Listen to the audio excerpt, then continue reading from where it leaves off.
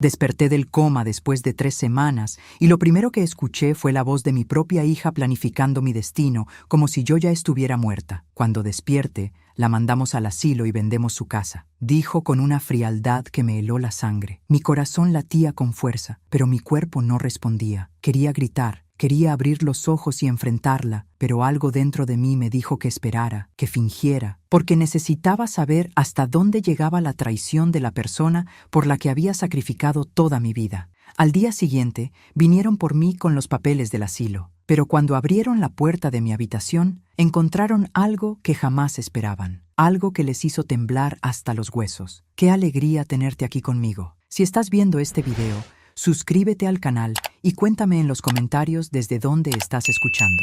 Nos emociona saber hasta dónde llegan nuestras historias. Mi nombre es Beatriz y tengo 64 años. Años que creí haber vivido con propósito, con amor, con sacrificio. Pero todo eso se derrumbó en un instante cuando desperté de ese coma y escuché las palabras que ninguna madre debería oír jamás. Déjame contarte cómo llegué a ese momento, porque mi historia comenzó mucho antes de caer por esas escaleras. Todo empezó hace 15 años, cuando mi esposo murió de un infarto repentino y me dejó sola con mi hija Sofía, que entonces tenía 25 años. Desde ese momento, mi vida entera giró alrededor de ella. Trabajé 30 años como costurera. Mis dedos sangraron sobre telas ajenas. Mis ojos se cansaron bajo la luz tenue de mi máquina de coser.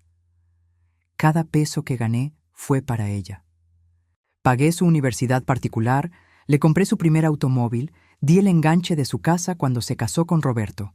Nunca me quejé, nunca pedí nada a cambio. Porque así somos las madres, ¿verdad? Damos sin esperar recibir. O al menos eso creía yo. El accidente ocurrió en mi propia casa, una tarde cualquiera cuando bajaba las escaleras con una caja de fotografías viejas. Mi pie se enredó en el tapete que siempre había estado ahí, ese tapete que Sofía me había regalado años atrás. Caí rodando, golpeándome la cabeza contra el escalón de mármol. El dolor fue instantáneo y después solo hubo oscuridad. 3 semanas de oscuridad absoluta. 3 semanas en las que mi cuerpo yacía en una cama de hospital, mientras los médicos hablaban con Sofía sobre mi estado. Coma inducido por traumatismo craneal, dijeron. No sabemos cuándo despertará ni en qué condiciones. Pero desperté. Desperté una tarde cuando el sol entraba por la ventana de mi habitación y proyectaba sombras alargadas en las paredes blancas. Sentí primero el peso de mi propio cuerpo, luego el dolor sordo en mi cabeza, después el sonido de las máquinas que me rodeaban. Intenté mover los dedos y respondieron levemente. Intenté abrir los ojos, pero los párpados pesaban como piedras, y entonces la escuché. La voz de Sofía en el corredor, hablando con Roberto. No podemos seguir pagando el hospital privado, decía ella con un tono que jamás le había escuchado, seco y calculador. Cuando despierte, la mandamos directo al asilo y vendemos su casa. Ya hablé con el abogado. Tengo procuración y ella firmó todo hace años. Las palabras me atravesaron como cuchillos. Mi propia hija, mi única hija, planificando deshacerse de mí como quien se deshace de un mueble viejo. Roberto respondió con esa voz grave que siempre me había parecido falsa. ¿Y el dinero de la venta? Necesitamos ese dinero antes de que ella pueda cambiar de opinión o meter las narices en nuestros asuntos. Sofía rió, una risa breve y amarga. La casa vale casi 3 millones de pesos. Con eso pagamos nuestras deudas y nos queda para remodelar. Ella ni se dará cuenta en el asilo. Es más, probablemente ni recuerde que tuvo una casa. En ese momento sentí que mi corazón se partía en 1000 pedazos dentro de mi pecho. Cada latido era un golpe de dolor, de incredulidad, de traición absoluta. Esta era la niña a la que había arrullado en mis brazos, la adolescente cuyas lágrimas había secado, la mujer cuya boda había pagado con mis ahorros de toda una vida, y ahora me trataba como basura, como un estorbo, como algo que había que eliminar para poder seguir adelante. Quise gritar, quise sentarme en esa cama y enfrentarlos, exigir explicaciones, preguntarles cómo era posible tanta crueldad.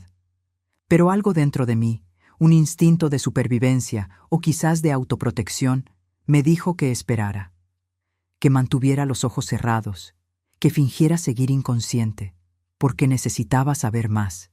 Necesitaba entender la magnitud de esta traición antes de tomar cualquier decisión. A veces confiamos demasiado en quien no debemos, ¿verdad? ¿Alguna vez has sentido que las personas que más amabas te veían como un peso? Cuéntame tu historia en los comentarios, porque sé que no estoy sola en este dolor.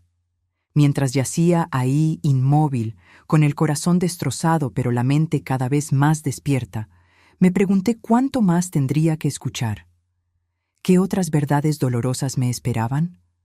¿Qué más había estado pasando a mis espaldas mientras yo creía que éramos una familia unida?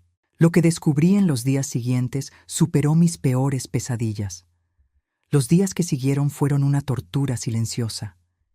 Cada mañana despertaba con la esperanza de que todo hubiera sido una pesadilla, pero cada mañana las voces confirmaban mi nueva realidad. Sofía venía al hospital solo una vez al día, generalmente por las tardes, y siempre acompañada de Roberto. Nunca venía sola, nunca me tomaba la mano. Nunca me hablaba con cariño como hacen las hijas con sus madres enfermas. Entraba, verificaba que yo siguiera dormida, hablaba brevemente con las enfermeras sobre mi estado y se iba, como quien revisa una planta que dejó al cuidado de alguien más. El tercer día después de despertar, escuché una conversación que me hizo entender que esto no era solo frialdad, era un plan calculado. Sofía hablaba por teléfono en el pasillo y su voz llegaba clara a través de la puerta entreabierta. Sí, ya revisé el asilo.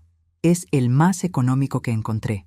Habitación compartida, atención básica. Nada de lujos. Ella ni va a percibir la diferencia de todas formas. A esa edad, ya no distinguen entre un lugar y otro. Me mordí el labio interior para no llorar, para no hacer ningún sonido que delatara que estaba escuchando cada palabra venenosa. ¿Cuándo mi hija se había convertido en esta persona? ¿O siempre había sido así y yo había estado demasiado ciega de amor maternal para verlo? Al cuarto día, algo peor sucedió. Mis nietos vinieron a visitarme, Diego y Fernanda, de 16 y 14 años respectivamente. Los niños a los que había cuidado cuando eran bebés, a los que había llevado al parque, a los que había cocinado sus comidas favoritas cada fin de semana. Entraron riendo y hablando fuerte, sin el más mínimo respeto por el hecho de que estaban en la habitación de su abuela enferma. «Mira a la abuela», dijo Diego con una risa burlona. «Ahí está la vieja estorbo, durmiendo como siempre. Mi papá dice que cuando despierte, la van a mandar a un asilo para viejos». Fernanda rió también, con esa crueldad inconsciente de los adolescentes que creen que ser desagradables los hace parecer maduros. Menos mal. Ya no tendremos que ir a su casa los domingos a aguantar sus historias aburridas. Y mi mamá dice que con la venta de su casa nos van a comprar computadoras nuevas. Sentí que el aire se me escapaba de los pulmones. Estos eran los niños por los que había guardado dinero secretamente. Los niños para los que planeaba pagar la universidad. Y me llamaban estorbo. Me consideraban un sacrificio que había que hacer los domingos. Una obligación molesta de la que pronto se librarían. Roberto entró entonces y los reprendió, pero no por lo que habían dicho, sino por el volumen. «Bajen la voz. Están en un hospital. Si alguien los escucha, van a pensar que somos una familia horrible». Si alguien los escucha, pensé con amargura. Si alguien supiera la verdad sobre esta familia perfecta que aparentaban ser.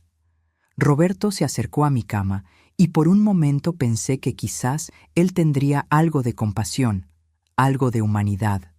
Pero lo que dijo me heló la sangre. «¿Sabes, Sofía?», le dijo a mi hija que acababa de entrar, «siempre pensé que tu madre era un peso. Desde que nos casamos, sentí que teníamos que estar pendientes de ella, invitarla, incluirla. Menos mal que pronto esto se acaba. Podremos vivir nuestra vida sin esa carga». Esa carga, yo era esa carga. la mujer que había trabajado hasta que le dolían los huesos para darle a su hija una vida mejor. La mujer que había renunciado a sus propios sueños, a sus propias oportunidades, para asegurarse de que Sofía tuviera todo. Y ahora era una carga de la que querían deshacerse. ¿Tú también te has decepcionado profundamente de alguien que amabas? Cuéntame tu historia en los comentarios. Quiero leerte. Quiero saber que no estoy sola en este dolor. La única persona que me trataba con dignidad era la enfermera de turno nocturno, una mujer llamada Lupita, que tendría unos 40 años. Cada noche cuando el hospital se quedaba en silencio, Lupita entraba a mi habitación y me hablaba. «Buenas noches, señora Beatriz», decía con una voz suave y cálida. «Sé que no puede oírme, pero me gusta pensar que en algún lugar muy dentro de usted, mis palabras le hacen compañía». Me limpiaba con cuidado, acomodaba mis almohadas, me ponía crema en las manos. Pequeños gestos de humanidad que me hacían llorar por dentro. Esta extraña me trataba con más amor que mi propia familia. Una noche, mientras Lupita me peinaba suavemente, le escuché murmurar: «No entiendo cómo su familia la visita tan poco. Si yo tuviera a mi madre viva, no me separaría de su lado ni un momento». Sus palabras me llegaron al alma. Durante esas noches largas y oscuras, mientras fingía dormir, mi mente viajaba al pasado. Recordaba cuando Sofía nació, esa criatura pequeña y perfecta que había puesto en mis brazos y había cambiado mi vida para siempre. Recordaba sus primeros pasos, su primer día de escuela, su graduación. Recordaba cada sacrificio que había hecho con amor, cada noche que había trabajado hasta tarde para pagarle clases de piano, cada peso ahorrado para sus vacaciones. Recordaba cuando mi esposo murió y cómo le prometí a Sofía que nunca le faltaría nada, que yo trabajaría el doble si era necesario para que ella tuviera la vida que merecía. Y lo cumplí. Trabajé mis dedos hasta el cansancio, cosiendo vestidos para señoras ricas que nunca me miraban a los ojos. Ahorré cada centavo que pude. Cuando Sofía se casó, vendí las joyas que mi esposo me había regalado para darle una boda hermosa. Cuando nacieron mis nietos, estuve ahí en cada momento, cuidándolos, amándolos, siendo la abuela que toda familia merece. Y ahora esto. Este era mi pago por una vida de amor incondicional. Ser llamada estorbo, ser planeada como un obstáculo que había que remover. Ser enviada al asilo más barato como quien desecha un objeto que ya no sirve. El dolor emocional era infinitamente peor que el dolor físico de mis heridas. Las fracturas de mi cuerpo sanarían, pero ¿cómo sana un corazón destrozado por la traición de tus propios hijos? Fue entonces, en mi 6º día de fingir inconsciencia, cuando tomé una decisión. No iba a ser víctima. No iba a permitir que me descartaran como basura. Si mi hija quería jugar este juego cruel, yo tenía mis propias cartas que ella desconocía. Cartas que había guardado en secreto, pensando que algún día las usaría para ayudarla. Ahora las usaría para salvarme a mí misma. Pero necesitaba ayuda. Necesitaba a alguien en quien pudiera confiar. Y solo había una persona que me había mostrado verdadera compasión en este hospital frío y solitario. ¿Qué crees que hice? ¿Habría alguien dispuesto a ayudarme cuando mi propia familia me había abandonado? Quédate conmigo, porque lo que sucedió esa noche cambió todo. Esperé hasta la madrugada del 7º día. El hospital estaba en su momento más silencioso, ese periodo extraño entre la noche y el amanecer, cuando hasta los sonidos de las máquinas parecen apagarse.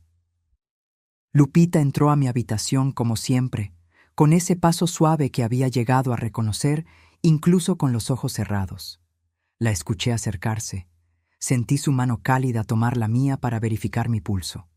Y entonces, reuniendo todo mi valor, apreté levemente sus dedos y susurré con una voz que no había usado en 7 días. «Lupita, estoy despierta. Por favor, necesito tu ayuda». Sentí cómo su mano se tensaba en la mía, cómo contenía un grito de sorpresa. «Señora Beatriz», susurró ella, su voz temblando entre el shock y la emoción. Usted está consciente. Dios mío, tengo que llamar al doctor, tengo que avisarle a su familia». No, dije con más firmeza de la que creía posible. Por favor, Lupita, no le digas a nadie todavía, especialmente no a mi familia. Abrí los ojos lentamente y vi su rostro, esos ojos llenos de confusión y preocupación. No entiendo, dijo ella. ¿Por qué no quiere que sepan?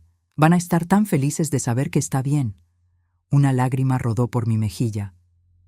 No van a estar felices, Lupita. He estado despierta desde hace 7 días. He escuchado todo lo que han dicho. He escuchado sus planes para mí. Vi cómo su expresión cambiaba de confusión a comprensión y luego a horror. Los escuché, susurró ella. Esa conversación sobre el asilo. Pensé que había entendido mal, que quizás estaban discutiendo opciones para cuando usted se recuperara.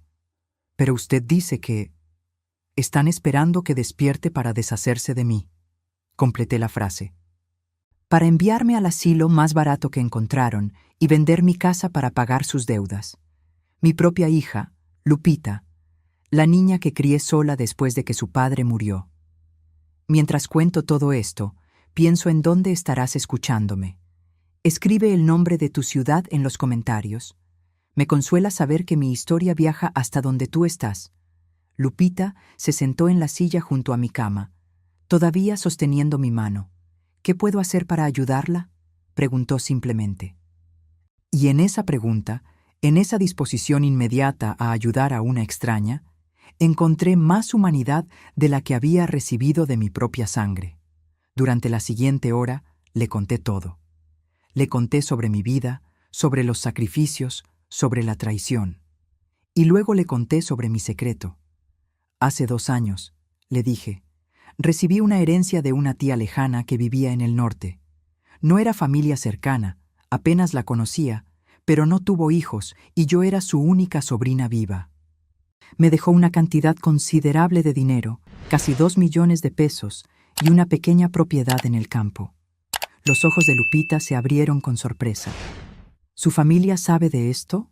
No, respondí. Nunca se los dije. Guardé el secreto porque quería usar ese dinero para algo especial. Pensaba dárselo a mis nietos cuando entraran a la universidad, para que no tuvieran que trabajar mientras estudiaban como yo tuve que hacer. Quería que tuvieran oportunidades. Mi voz se quebró. Qué ingenua fui. Qué tonta fui al pensar que mi sacrificio significaba algo para ellos. Lupita apretó mi mano. No fue tonta, fue una madre amorosa. Ellos son los que están equivocados, no usted. Sus palabras me dieron fuerza. Tengo ese dinero en una cuenta bancaria separada, continué. Tengo esa propiedad a mi nombre. Y tengo un abogado que manejó la herencia, un hombre honesto que me ayudó con todos los trámites hace 2 años. Necesito que lo contactes por mí. Necesito mover piezas antes de que mi familia ejecute su plan. Durante los siguientes 3 días, Lupita se convirtió en mis manos, mis ojos, mi voz en el mundo exterior. En sus descansos, llamaba a mi abogado, el licenciado Ramírez, un hombre de 60 años que había sido amigo de mi difunto esposo. Le explicó la situación y él, horrorizado por lo que escuchó, accedió a ayudarme inmediatamente. «Dígale a la señora Beatriz que yo me encargo de todo», le dijo a Lupita. «Esto es abuso de adulto mayor y negligencia familiar. Vamos a protegerla legalmente». El licenciado Ramírez trabajó rápido. Primero, revocó la procuración que le había dado a Sofía años atrás, cuando pensé que era prudente que alguien pudiera tomar decisiones médicas por mí si algo me pasaba. Qué ironía que esa precaución se hubiera convertido en el arma que planeaban usar contra mí. Segundo, cambió mi testamento. El anterior dejaba todo a Sofía. El nuevo lo dejaba todo a una fundación de ayuda a mujeres adultas mayores abandonadas, con una pequeña parte reservada para Lupita por su bondad. Si Sofía quería algo de mí ahora, tendría que ganárselo con amor verdadero, no con manipulación. Tercero, presentó una denuncia ante el Ministerio Público por abuso y negligencia. No esperaba que fuera a juicio, pero quería que quedara registrado legalmente lo que estaba sucediendo. Y cuarto, preparó todos los documentos para mi alta voluntaria del hospital. Lupita también me ayudó a contactar con la propiedad en el campo. Era una casa pequeña pero hermosa, rodeada de árboles y con un jardín que necesitaba cuidado. Estaba a 2 horas de la ciudad, lo suficientemente lejos para desaparecer, pero lo suficientemente cerca para monitorear lo que pasaba con mi familia si era necesario. El 10º día, después de mi despertar real, Lupita me trajo noticias. Escuché a su hija hablando con la administración del hospital. Me dijo en voz baja: va a venir mañana a las 10 de la mañana con su esposo para gestionar su traslado al asilo. Tienen todos los papeles listos. Mi corazón se aceleró. Entonces mañana es el día. Mañana es el día, confirmó Lupita. El licenciado Ramírez vendrá a las 6 de la mañana con una ambulancia privada. Yo estaré en turno de noche y puedo ayudarla a prepararse. Nos iremos antes de que ellos lleguen. Esa noche no dormí, aunque seguí fingiendo.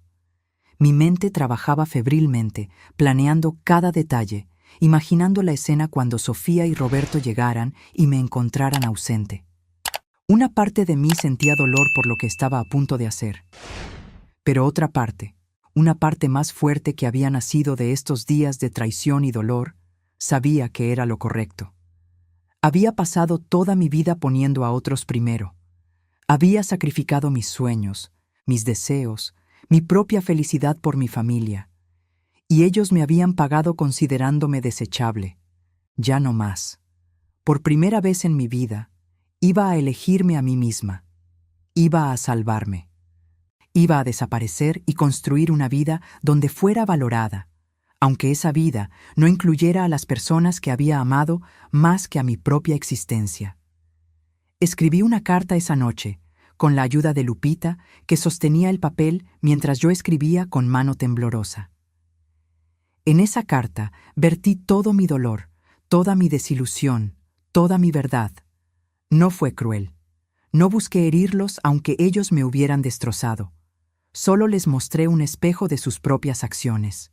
Les di la oportunidad de ver el monstruo en el que se habían convertido.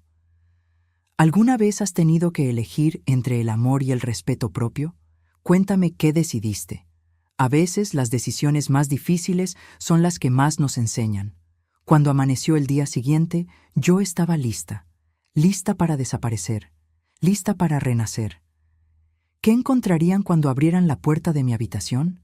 ¿Cómo reaccionarían al darse cuenta de que su plan perfecto se había desmoronado? Sigue conmigo, porque lo que sucedió ese día los cambió para siempre. El licenciado Ramírez llegó exactamente a las 6 de la mañana como prometió. Con él venían 2 paramédicos de una ambulancia privada y una silla de ruedas. Lupita ya me había ayudado a vestirme con la ropa que ella misma había comprado para mí, un vestido sencillo pero digno, un suéter suave, zapatos cómodos. Me peinó el cabello con cuidado, como si estuviera preparándome para algo sagrado. Y en cierto modo, lo era. Era mi renacimiento. ¿Está segura de esto, señora Beatriz?, me preguntó el licenciado Ramírez mientras firmaba los últimos papeles de alta voluntaria. Todavía podemos buscar otras opciones. Podemos confrontarlos legalmente. Podemos... Estoy segura, lo interrumpí. Mi voz sonaba más firme de lo que me había escuchado en años. Ellos tomaron su decisión sobre mí sin consultarme, sin considerarme. Ahora yo tomo la mía. Antes de irme, coloqué el sobre con la carta sobre la cama cuidadosamente hecha. Era un sobre manila grande que también contenía copias de todos los documentos legales. La revocación de la procuración, el Nuevo Testamento, la denuncia ante el Ministerio Público. Quería que supieran que esto no era un acto impulsivo de una vieja confundida. Era una decisión calculada y legal de una mujer que había recuperado su poder. La carta comenzaba así: Sofía, cuando leas esto, yo ya me habré ido. No a donde tú planeabas enviarme, sino a donde yo decidí ir. Porque resulta que las viejas estorbos también tenemos voluntad propia, también tenemos dignidad, también tenemos derecho a ser tratadas como seres humanos y no como basura que hay que desechar. Salimos del hospital por una entrada lateral a las 7 de la mañana. El sol apenas comenzaba a asomar sobre la ciudad, tiñendo todo de naranja y oro. Sentí el aire fresco en mi cara por primera vez en casi un mes, y algo dentro de mí se liberó. Lupita venía con nosotros. Había renunciado a su trabajo en el hospital esa misma madrugada. «No puedo seguir trabajando en un lugar que permitió que esto le pasara a usted», me dijo. «Además, alguien tiene que cuidarla mientras se recupera completamente. Si me acepta, me gustaría ser esa persona». La acepté, por supuesto. No como empleada, sino como la amiga que había demostrado ser en el momento más oscuro de mi vida. Mientras la ambulancia se alejaba del hospital, imaginé lo que estaba por venir. Sofía y Roberto llegarían a las 10, puntuales como siempre eran para las cosas que les convenían. Subirían a mi habitación con sus papeles del asilo, con sus sonrisas falsas preparadas para cuando yo despertara. Abrirían la puerta esperando encontrarme vulnerable, confundida, fácil de manipular, pero encontrarían una cama vacía, encontrarían un sobre Manila, y encontrarían la verdad que habían estado evitando, que yo sabía todo. Más tarde, el licenciado Ramírez me contó exactamente lo que sucedió. Me dijo que había colocado a un investigador privado de su confianza en el hospital para documentar la reacción de mi familia. Necesitaba evidencia adicional para el caso legal si alguna vez lo necesitábamos. Sofía y Roberto llegaron a las 10:05. Subieron al piso de hospitalización charlando casualmente, como quien va a realizar un trámite rutinario. Roberto llevaba una carpeta con documentos. Sofía llevaba su bolso de diseñador, el que yo le había regalado para su cumpleaños el año pasado. Cuando abrieron la puerta de mi habitación y la encontraron vacía, hubo un momento de confusión. «¿Se la llevaron a hacer estudios?», preguntó Sofía a una enfermera que pasaba por el corredor. La enfermera, que no era Lupita y no sabía nada de nuestro plan, revisó su tableta. «La señora Beatriz fue dada de alta esta mañana. Alta voluntaria». «¿Alta voluntaria?», la voz de Sofía subió una octava. «Eso es imposible. Ella está en coma. Ella no puede firmar una alta voluntaria». Según los registros, la paciente recuperó la conciencia hace varios días y decidió continuar su recuperación en otro lugar. Todo está en orden legalmente. Sofía entró a la habitación como un huracán. Roberto la siguió. Y entonces vieron el sobre. El investigador me dijo que Sofía lo abrió con manos temblorosas, que su rostro pasó de la confusión a la palidez extrema mientras leía, que Roberto le arrancó la carta de las manos y la leyó también, sus ojos agrandándose con cada párrafo. «Esto no puede estar pasando», murmuró Sofía. «Esto no puede estar pasando». Pero estaba pasando. La carta continuaba.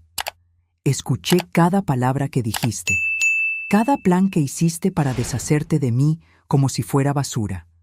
Escuché a mi yerno decir que siempre fui un peso. Escuché a mis nietos llamarme vieja estorbo. Y mientras fingía estar inconsciente, decidí algo, que merecía más, que merecía dignidad, que merecía respeto. Como verás en los documentos adjuntos, he revocado la procuración que te di. He cambiado mi testamento. He presentado una denuncia legal. La casa que planeabas vender nunca será tuya. El dinero que esperabas nunca llegará. Porque yo elijo, por primera vez en mi vida, elegirme a mí misma». Roberto fue el primero en reaccionar. Su cara se puso roja de furia. «¿Dónde está? ¿A dónde se fue esa vieja manipuladora? No puede hacer esto. Teníamos un plan. Teníamos un plan», lo interrumpió Sofía, su voz ahora llena de una histeria que el investigador describió como dolorosa de presenciar. «¿Teníamos un plan?» «Roberto, ese dinero de la venta de su casa era lo único que podía salvarnos de la bancarrota. Lo único que podía pagar tus deudas de juego que me ocultaste, las tarjetas de crédito que maxeaste, los préstamos que sacaste a mi nombre». Y ahí estaba, la verdad saliendo a la luz como suele hacer cuando la presión se vuelve insoportable. Roberto había estado ocultando una adicción al juego, había acumulado deudas enormes. Y el plan de enviarme al asilo y vender mi casa era su salvación financiera. ¿Pensaste que yo quería deshacerme de mi madre? Gritó Sofía. Tú me convenciste. Tú me dijiste que era lo mejor. Tú me dijiste que ella estaría mejor en un asilo. Y ahora resulta que todo era por tu dinero, por tus malditas deudas. ¿Nuestras deudas? Le respondió Roberto. Las tarjetas están a tu nombre, la casa está a tu nombre. Si nos demandan, te van a embargar a ti. Necesitábamos ese dinero y tu madre nos lo quitó por ser egoísta. ¿Egoísta? La voz de Sofía se quebró. Mi madre que trabajó hasta sangrar los dedos para darme una vida mejor. Mi madre que pagó mi universidad, mi boda, que dio el enganche de esta casa que ahora vamos a perder. ¿Ella es la egoísta? El investigador me dijo que en ese momento Sofía se derrumbó. Se sentó en el piso del hospital y lloró como no había llorado en años. Lloró por lo que había hecho, por lo que había perdido, por la madre que había traicionado y que ahora se había ido para siempre. O al menos eso creía ella. Roberto intentó consolarla, pero ella lo empujó. No me toques. Esto es tu culpa. Todo esto es tu culpa. Arruinaste mi relación con mi madre, arruinaste nuestra familia, arruinaste todo. Salieron del hospital 2 horas después, discutiendo en el estacionamiento con tal intensidad que la seguridad tuvo que pedirles que se fueran. El investigador me dijo que fue doloroso de presenciar, pero también me dijo algo más. Señora Beatriz, vi algo en los ojos de su hija cuando leyó esa carta. Vi remordimiento real. Vi dolor real. No justifico lo que hizo, pero creo que hay una parte de ella que sí la ama. Una parte que fue manipulada y confundida. Sus palabras me tocaron, pero no cambiaron mi decisión. Porque amar a alguien no es suficiente si ese amor no viene con respeto, con consideración, con dignidad. Y yo había vivido demasiados años sin esas cosas. Era tiempo de encontrarlas, aunque tuviera que construirlas yo misma. ¿Te has preguntado alguna vez cuánto vale tu dignidad? ¿Cuánto estás dispuesta a sacrificar antes de decir basta? Mientras viajaba hacia mi nueva vida, yo finalmente tenía las respuestas. La casa en el campo era todo lo que necesitaba y nada de lo que había tenido antes. Era pequeña, pintada de blanco con contraventanas azules, rodeada de árboles que susurraban con el viento. Había un jardín que necesitaba atención, un porche donde podía sentarme a ver el amanecer, y un silencio que era bálsamo para mi alma herida. No era lujosa, no era grande, pero era mía, verdaderamente mía. Los primeros días fueron de adaptación. Mi cuerpo todavía se estaba recuperando del accidente y del tiempo en cama. Lupita me ayudaba con todo, desde bañarme hasta cocinar, pero lo hacía con tal cariño que nunca me sentí como una carga. Al contrario, me sentí cuidada de verdad por primera vez en años. Lupita, le dije una tarde mientras tomábamos té en el porche, no tienes que quedarte aquí conmigo. Ya hiciste suficiente. Tienes tu propia vida, tu propia familia. Ella sonrió y tomó mi mano. Señora Beatriz, mi familia está en el norte y nos vemos 2 veces al año. Aquí con usted me siento más en casa que en mi apartamento sola en la ciudad. Si me permite, me gustaría quedarme, no como su enfermera, sino como su amiga, como su familia elegida. Familia elegida. ¡Qué concepto tan hermoso! Porque la verdad es que la familia no siempre es la sangre que compartimos, sino las personas que eligen quedarse cuando podrían irse. Las personas que nos cuidan cuando estamos vulnerables. Las personas que nos ven como seres humanos con valor, no como obligaciones o estorbos. Comencé terapia con una psicóloga que venía al pueblo una vez por semana. Al principio resistí la idea. Ya soy vieja para estas cosas modernas, le dije al licenciado Ramírez cuando me lo sugirió. Pero él insistió, y resultó ser una de las mejores decisiones que tomé. La doctora Méndez era una mujer de 50 años, con una mirada sabia y una paciencia infinita. Me ayudó a entender que lo que me había pasado era abuso emocional, que la culpa que sentía por abandonar a mi familia no tenía fundamento, que elegirme a mí misma no era egoísmo, era supervivencia. Beatriz, me dijo en una sesión, Usted pasó 64 años siendo la salvadora de todos. ¿Quién la salvó a usted? La pregunta me hizo llorar durante horas, porque la respuesta era nadie. Nadie me había salvado nunca. Había tenido que salvarme yo misma, y había tardado 6 décadas en hacerlo. Retomé mi pasión por la costura, pero esta vez no por necesidad, sino por placer. Lupita me ayudó a montar un pequeño taller en uno de los cuartos de la casa. Compré telas hermosas, hilos de colores, patrones nuevos. Empecé a crear piezas artesanales, manteles bordados, cojines decorativos, vestidos únicos. Lupita sugirió que los vendiéramos en línea. Hay mercados en Internet donde la gente busca exactamente este tipo de cosas hechas a mano. Me explicó mientras me enseñaba a usar una computadora. Al principio me sentí torpe, desactualizada, demasiado vieja para aprender tecnología nueva. Pero Lupita fue paciente y yo fui persistente. Y poco a poco abrimos una tienda en línea. Las ventas empezaron lentas, pero crecieron. La gente apreciaba el trabajo artesanal, la calidad, el amor que ponía en cada puntada. Por primera vez en mi vida, estaba ganando dinero haciendo algo que amaba, no algo que tenía que hacer. Una mañana, mientras cosía en el porche, una vecina mayor se acercó. Se llamaba Esperanza y tenía 70 años. «Vi tu taller desde el camino», me dijo. «¿Enseñas costura?» «No había pensado en eso», respondí. «¿Por qué lo preguntas?» «Porque hay varias mujeres en el pueblo que nos gustaría aprender, o reaprender, en mi caso. Hace años que no coso y extraño hacerlo». Y así nació el Círculo de Costura de los jueves. Empezamos siendo 4 mujeres y pronto éramos 8, luego 12, todas mayores de 50, todas con historias similares a la mía, hijos ingratos, esposos que se fueron, familias que las habían hecho sentir invisibles. Pero aquí, en este círculo, éramos visibles, éramos valiosas, éramos maestras, alumnas, amigas. Compartíamos no solo técnicas de costura, sino también nuestras vidas, nuestros dolores, nuestros triunfos. Esperanza me contó que sus hijos la habían dejado de visitar cuando se negó a vender su casa para darles el dinero. Carmen había sido abandonada por su esposo después de 40 años de matrimonio. Rosa había criado a sus nietos solo para que sus hijos se los quitaran cuando quisieron los beneficios de gobierno que ella recibía por tenerlos. Todas éramos mujeres que habíamos dado todo y habíamos sido desechadas cuando ya no éramos útiles.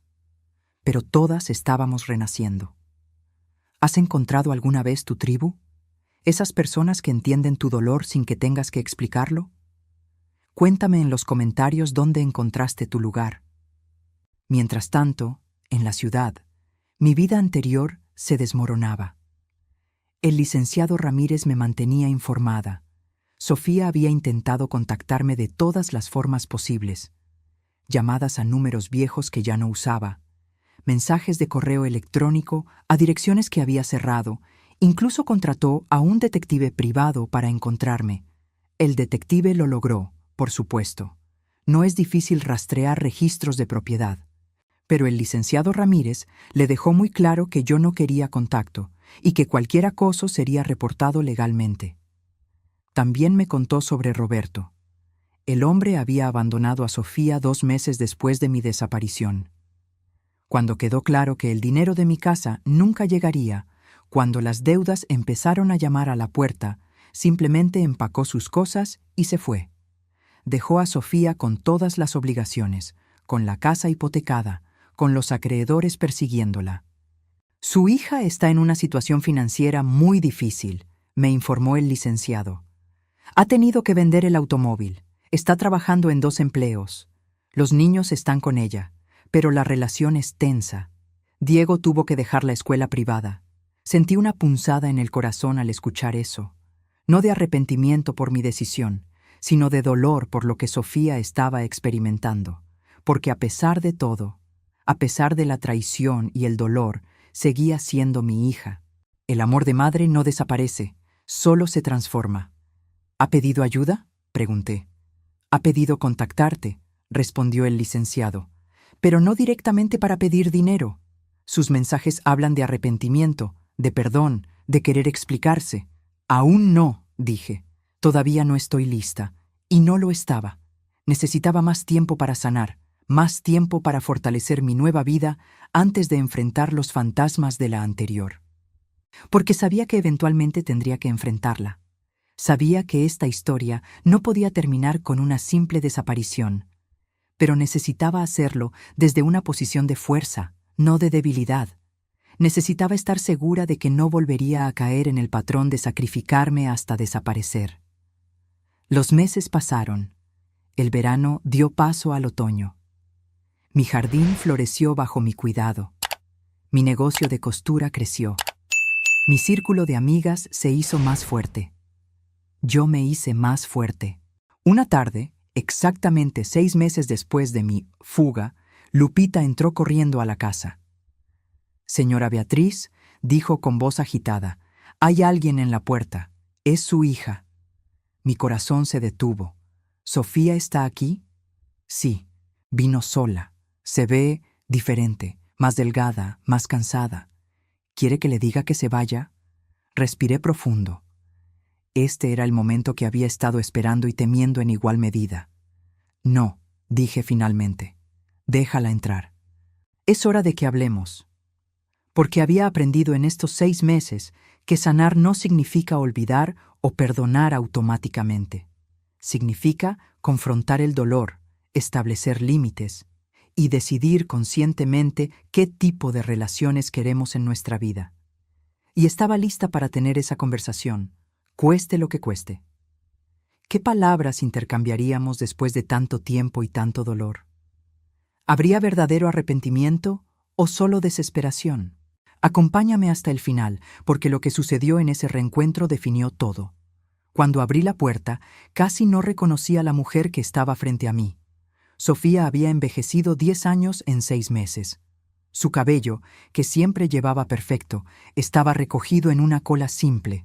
Su ropa, antes siempre de marca, ahora era sencilla y desgastada.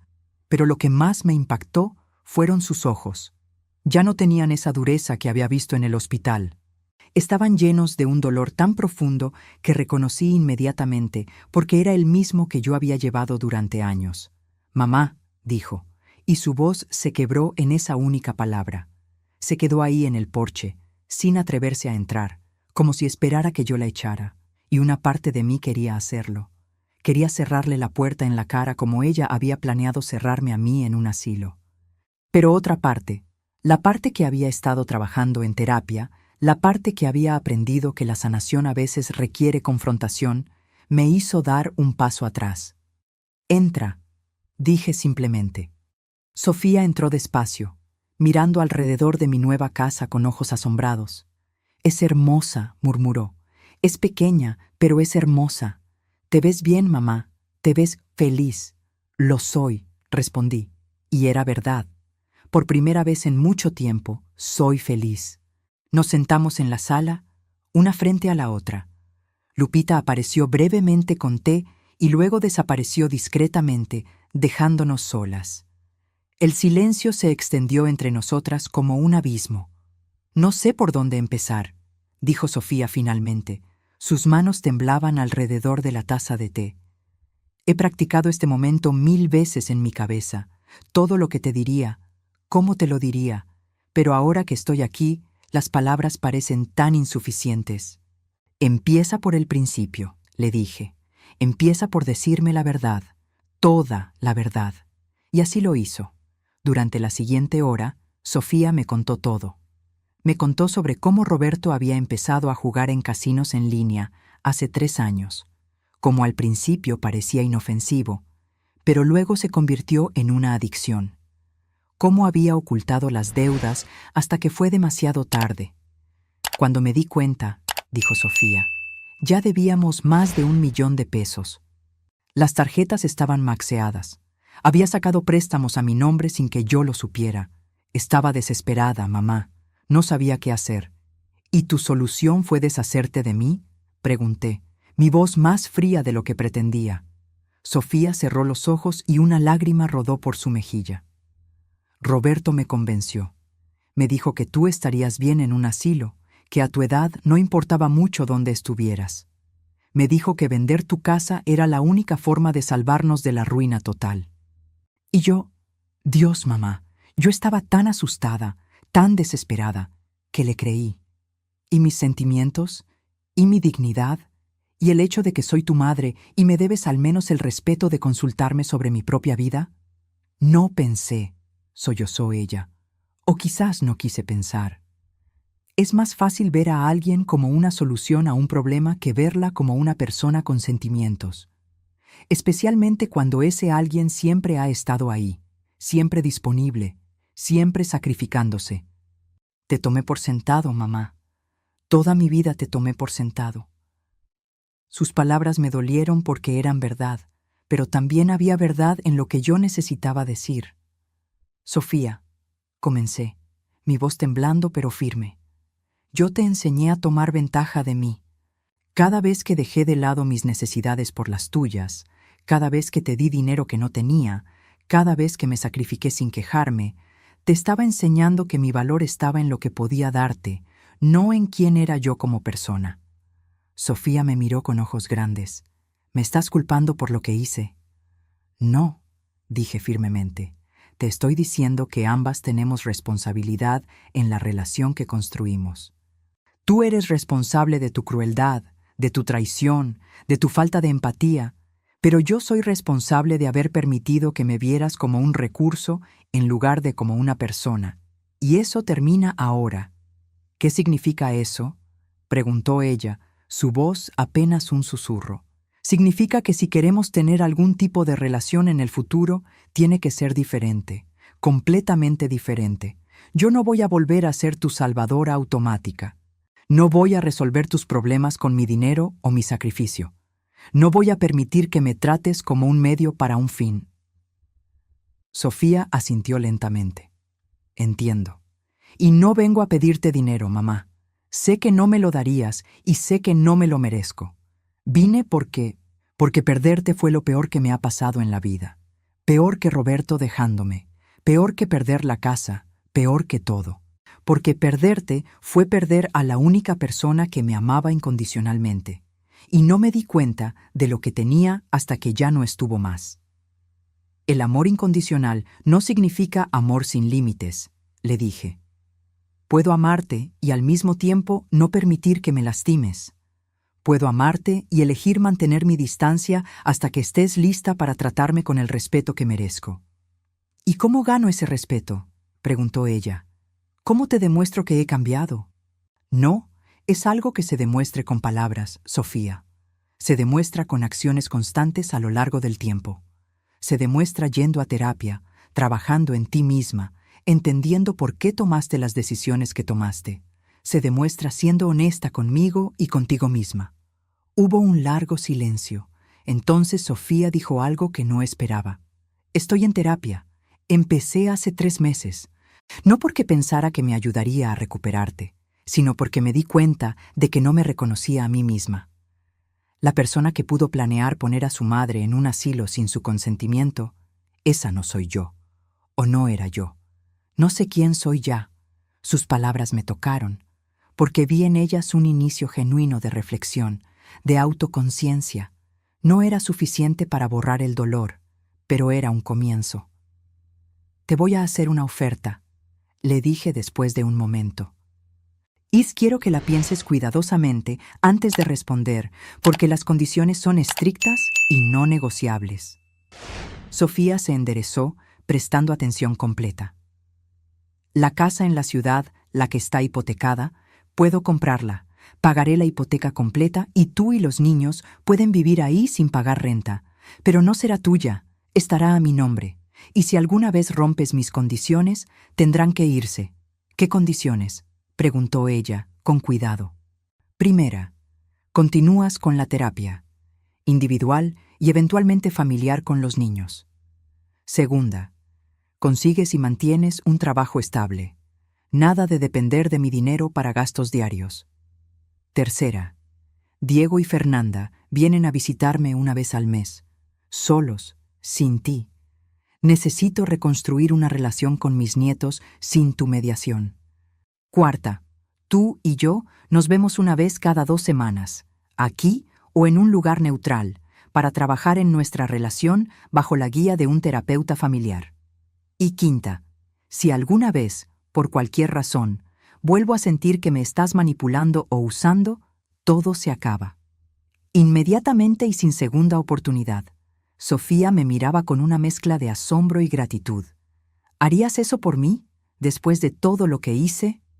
No lo hago solo por ti, la interrumpí. Lo hago por mí, porque vivir con resentimiento y sin resolución me está comiendo por dentro tanto como te está comiendo a ti. Lo hago porque creo en segundas oportunidades, pero no en terceras. Y lo hago porque a pesar de todo el dolor, sigues siendo mi hija y los niños siguen siendo mis nietos. Pero que quede claro, esto no es perdón automático. Es una oportunidad para reconstruir algo nuevo, algo más saludable. Y si no funciona, al menos lo intentamos. Sofía rompió a llorar entonces, un llanto profundo que parecía venir de lo más hondo de su ser. No me merezco esto, no me merezco tu generosidad. Quizás no, dije honestamente, pero yo me merezco la paz de saber que hice todo lo posible. Me merezco cerrar este capítulo de mi vida con dignidad, ofreciendo una mano, pero no dejándome arrastrar. Me merezco vivir el resto de mis años sin el peso de la culpa o el resentimiento.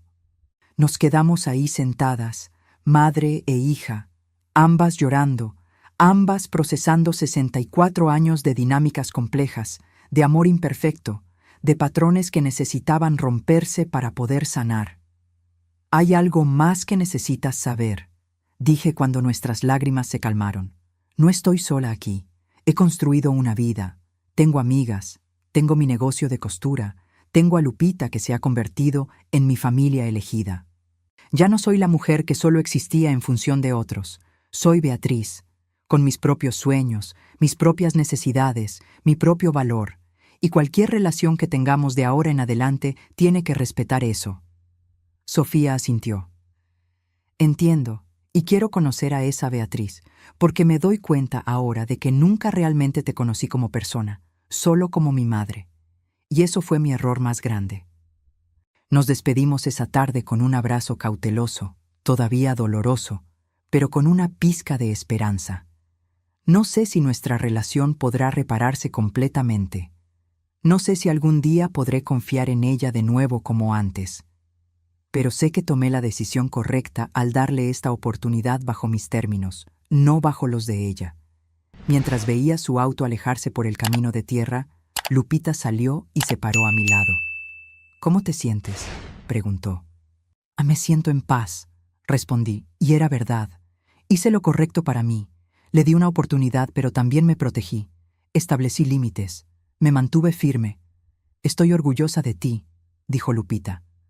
Has recorrido un largo camino desde esa mujer que yacía en una cama de hospital fingiendo estar en coma.